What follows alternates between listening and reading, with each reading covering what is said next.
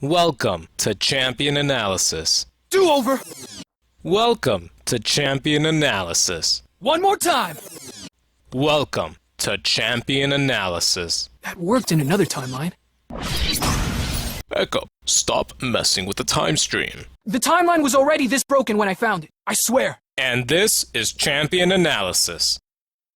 I could make this hurt less. Ekko.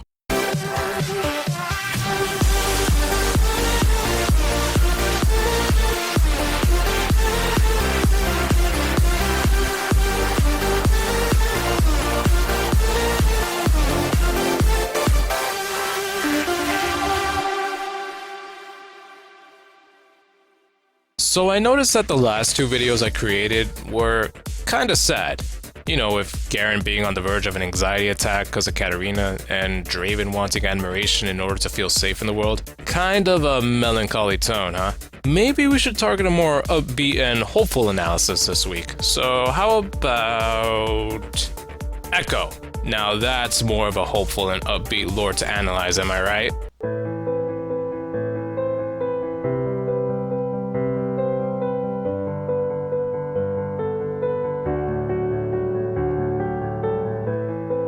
Hold on, before you get mad at me for making a false promise, just trust me. This will be a more hopeful analysis, I promise. Yes, Arjuna's death is tragic, and that's beautifully conveyed with Ekko's desperate attempts in rewinding time, but this event won't be focused on in this analysis.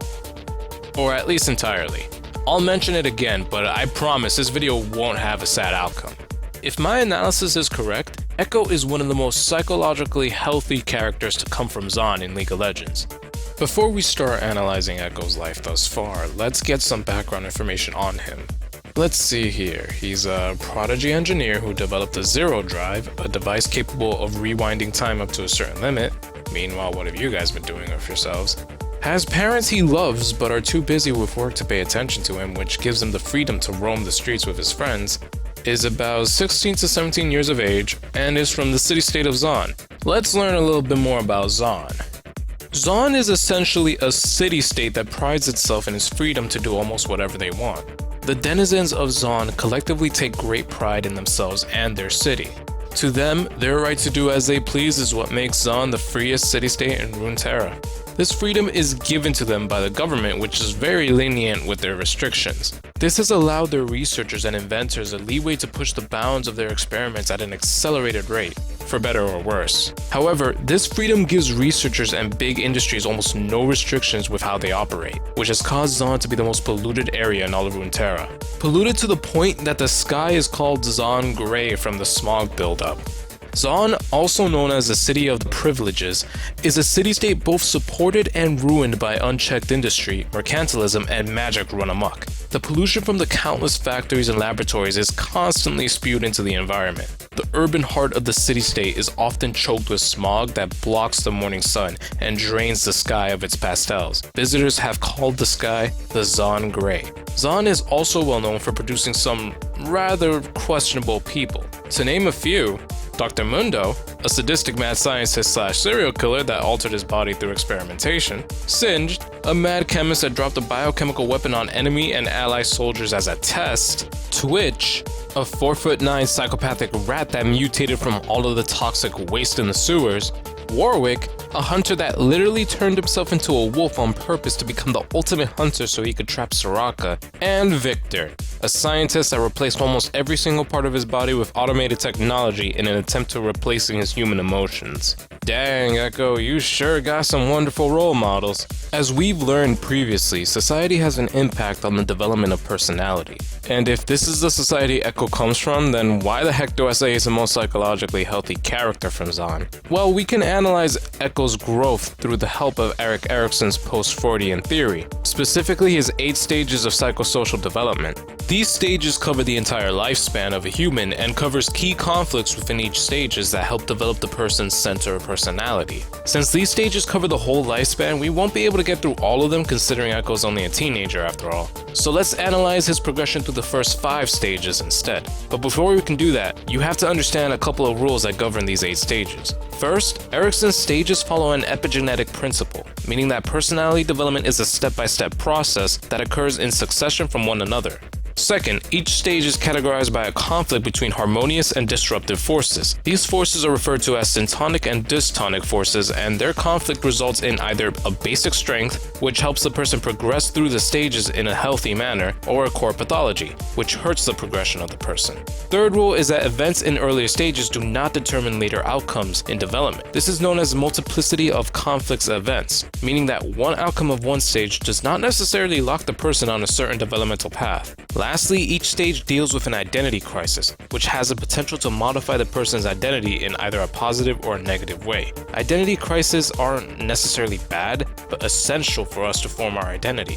You'll understand this more once we get into the stages, which is right now actually. Stage number 1, infancy. Infancy takes place during the first year of life and is characterized as being the stage where infants take in sensory information about the world around them. They cling on to people, listen to their parents' voices, stare at their environment, and more, so they're taking note of when they are being cared for by their parents. They pay attention to the food given to them, the pleasant sounds of their parents' voices, and the soft touch of their parents when they're being held. After all, babies cry to let us know when they are in need of something. When infants realize that they have a caretaker that is providing for these needs, they develop basic trust, the syntonic harmonious force. After being provided for on a regular basis, infants begin to trust in their parents' ability to provide for them. However, when the parents do not provide for their needs consistently, then the infant develops basic mistrust, the dystonic disruptive force. This is what I meant when I said each stage is characterized by a conflict between two forces. There are two forces at work that either overpower one another or maintain a balance depending on the experiences of the person in each stage. In this stage, these forces are trust versus mistrust. A proper balance of the two forces is needed for the infant to develop the basic strength hope. Hope allows the infant to be able to expect satisfactory outcomes despite the presence of distress. But if the balance is not achieved, then the infant develops the core pathology withdrawn. After not being attended to properly by their parents, the infant retreats from the outside world because they can't trust it. There's no hope. Now, we don't know anything about Ekko's story when he was an infant, but we can draw a conclusion based on Ekko's current behavior. If he indeed successfully passed through stage 1, then he would be capable of trusting people in the world, and he would be able to be hopeful despite difficult scenarios. Ekko is clearly able to trust in certain people. He has a group of friends that he is loyal to, and I don't think any sane person can remain loyal to anyone they do not trust. Ekko's lore states Ekko spends his days running wild with the other lost children of Zaun. Though he revels in his freedom, when there's a threat to his friends, he'll endure anything to defend them. And this is made clear in his comic Chrono Break, where he desperately tries to save the life of his friend Arjuna by rewinding time constantly. Okay, so how about being hopeful? Well, as you can see from the image of Ekko's lore, there isn't much else to go on, but we do have some insight thanks to a Q&A Riot held. This person asked a lot of questions, but one of them was, what keeps Ekko in Zaun? It seems like a pretty bad place to live. Why is he so proud of this city-state? Riot Gypsy Lord answered with, Ekko stays in Zaun because he knows that it's not all bad. People like Arjuna, the friend he lost in the comic, live there. He believes in Zaun and in its future, although currently in a somewhat childlike and less forward-thinking way.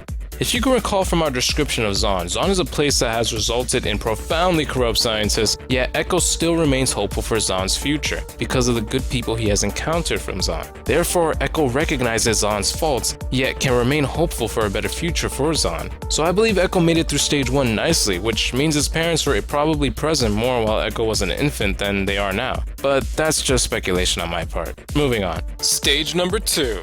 Early childhood. This stage takes place from the 2nd to 3rd year of life, and by this time the baby experiences control over their bodily functions, such as being able to grab, pull, walk, throw, and even more. This new control causes two new forces to clash, the syntonic force autonomy versus the dystonic force shame and doubt. Autonomy refers to the child's attempts at experimenting with their new bodily control. They might purposefully let objects fall onto the floor or chuck them across the room.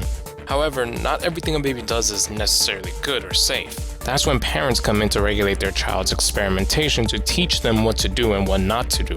This limiting of the child's experimentation is the shame and doubt dystonic force because it involves correcting the child's behavior, often through shaming them for what they've done.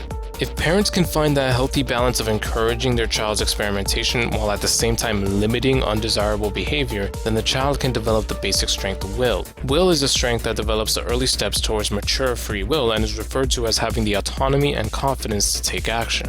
If the child is shamed too much for their actions, then they develop the core pathology compulsion. The regular definition of compulsion is when you feel as if you're being forced to do something. In Erikson's theory, compulsion is the feeling of being forced to inhibit your actions, which is a result of all the shaming from your parents. Now, if Ekko made it through the second stage, then we would be able to notice Ekko having the sense of autonomy and confidence in his own actions. Well, despite how young he is, Ekko is still a successful scientist. He created the Z drive that allows him to rewind time and explore multiple possibilities of reality. Using his own invention, the Zero Drive, he explores the branching possibilities of reality. There's absolutely no way a scientist gets their desired results on the first try of an experiment, meaning Ekko had to keep trying new methods to eventually get his Z drive to work. Therefore, that's proof of his autonomy and confidence in his actions because he had the will to continue taking different approaches until he finally reached his goal. So that makes 2 stages Ekko's progressed through nicely, which would further imply that Ekko's parents were more present during his earlier years. I'm sorry, I tend to think a lot, hence the reason why this show exists, but again, let's move on. Stage number 3, play age. This takes place from the 3rd to 5th year of life. It's similar to the previous stage in which the child continues to use their new control to experiment with the world, but now that they are older, their control becomes more developed. The child now has more developed locomotive, language, and imaginative skills. This further development in physical and cognitive ability leads the child to take a heads-on approach to the world to satisfy their curiosity. For example, a child at this stage will use their control of their body to play in the mud, molding all kinds of stuff out of it. This is a syntonic force called initiative and is put up against a dystonic force called guilt.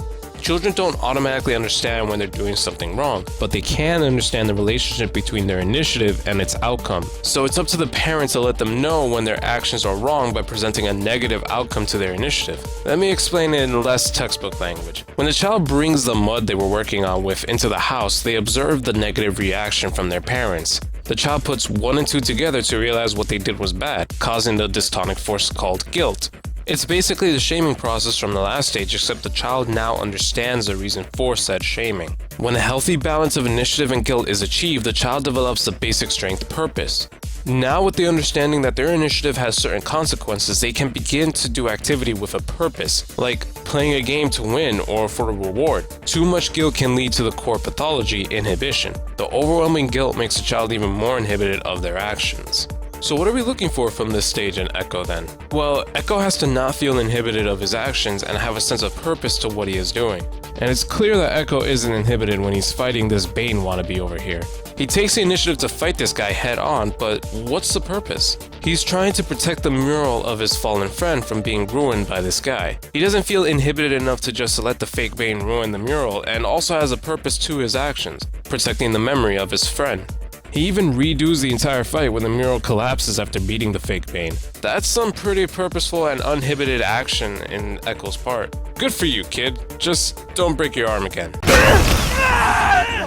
Stage number 4, school age. School age takes place from 6 to 13 years of life. There's a tremendous social growth during this stage. Children have better developed language skills and can now communicate with others more efficiently and have a desire to learn more, like learning to read and write.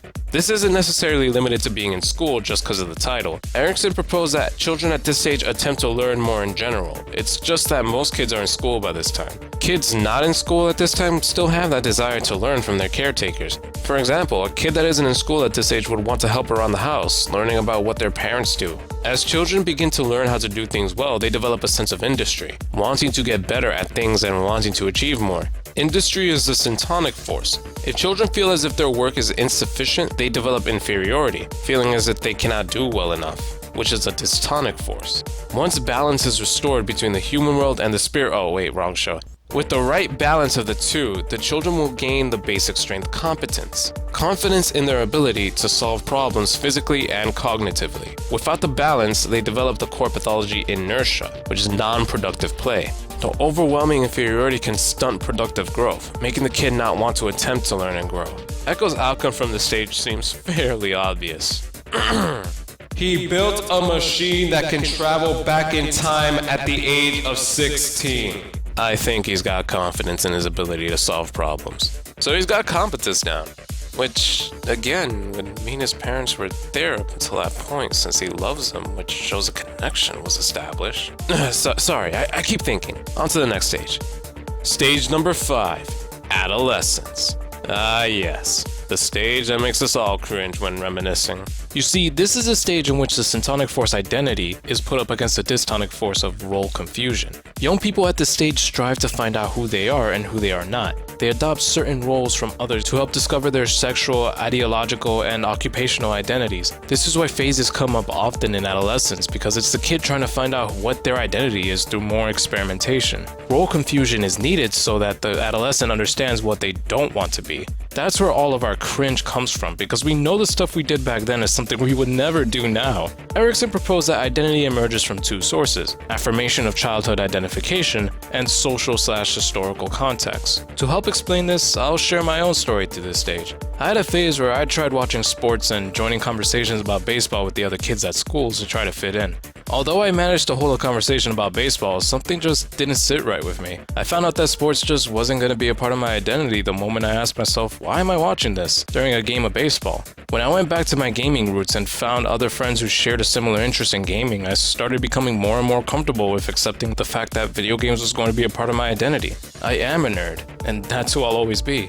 I still retained other aspects of my sporty days that I enjoyed, like exercising, because I didn't have to question that. I just knew that I also enjoyed keeping myself active, but I hated watching and talking about sports. You see, my social context really helped shape my personality at this stage, because if I didn't find friends who enjoyed video games like I did, I would have never felt comfortable enough to accept that part, which was actually formed when I was a kid. Without them, I would instead wander confused and trying to please other people's interests so that I can make friends. Adolescents are constantly clashing between their old identity confirmed by their parents and new ones they are discovering in society. This stage is a turning point, meaning there is increased vulnerability to the child's identity development, but also heightened potential.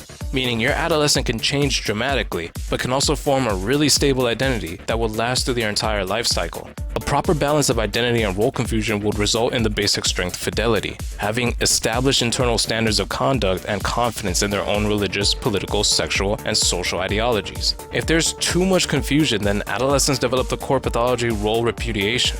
This is split up into 2 possible outcomes: diffidence, a lack of self-trust or self-confidence and is expressed as shyness or a hesitancy, and defiance, stubbornly holding on to socially unacceptable beliefs and practices for the simple reason that they're just unacceptable. Ekko definitely shows signs of him searching for his own identity. You can see it by just looking at him. Unique and edgy haircut to distinguish himself from others, face paint that is supposed to be a symbol of his personality, even his name is a nickname given to him by his friends. So Ekko's identity is being shaped by the social context around him, but what about childhood identification? Well, that would be the identity encouraged by his parents because they are the ones that encourage the child's personality as they develop. However, Ekko's parents aren't as involved with their son as they used to be anymore. They both work very hard and very long hours, giving him a lot of time to do things on his own. Now, Ekko has progressed through the other stages in a healthy manner, meaning his parents did a good job. But Ekko needs them here now more than ever, or else Ekko will continue to only get influenced by his social context, which isn't the best. It's Zaun after all. I'm not saying Ekko is doomed to waste all of the progress he's made, because he's clearly a good kid. He's loyal to his friends, hopeful for the future, and a brilliant scientist. But he still needs his parents to be a guide in his pursuit for an identity. Despite being an amazing scientist, Ekko prefers to remain outside in the streets with his friends. We don't know anything about his group of friends, but they don't seem to be all too bad when you look at Ekko. After all, you resemble your friends a little bit. But Ekko has so much potential that his parents can nurture. Honestly, these parents are really lucky that Ekko is on a fairly decent path, because Ekko can end up on a totally misguided path considering his social context. But again, that potential will always remain, which is why he needs them the most during this stage. So Ekko's made it through these stages pretty nicely and is currently in one of the most crucial stages, but I think he'll make it out of that one fairly well too. The only concern I have is the lack of involvement with his parents. Actually, I wonder what happened to cause him to be so busy suddenly. I mean, it's really all speculation, but if my analysis is correct, then the only thing that could explain Ekko's healthy development is if his parents suddenly decided Ekko was old enough to remain on his own. There are multiple cultures, including my own, that think adolescents are old enough to function on their own and understand what they want to do in the world, which is completely not true. Maybe Ekko's parents were researchers that took a break to raise him up until he turned 16 so they can go back to their work thinking Ekko can function on his own now. It would explain Ekko's enjoyment of engineering. If they are scientists, then that just opens up more questions. Ekko had to have been taught a few things about engineering before creating the Z drive, and I don't know any schools that teach engineering before the age of 16. So he was probably taught by his parents. And if that teaching can lead to Ekko developing a device that travels back in time, then his parents are definitely no ordinary scientists. Maybe there's more potential in Zaun after all, and Ekko is the prodigy that can lead Zaun to a new era. Or maybe I'm just overthinking things. Well, keep up the good work, Ekko. Just stay away from the crazy people of Zaun. I mean, you already hate most of them, so I don't really have to worry about that, but stay safe out there, man. You can learn a lot about someone when you take a look inside, so don't mess up your future. But you can rewind time, so I guess the advice isn't needed. 3 videos in a fairly consistent manner? It's like I actually care about making these videos. It's cause I do. Making these videos is such a fulfilling process, and what makes it the most worthwhile is seeing you guys actually enjoy it. So thank you so much for watching. I wouldn't be doing this if I didn't see anyone actually enjoying it. Now, if you'll excuse me, I have to go figure out what the heck is possessing these guys. Hopefully none of it rubs off on me.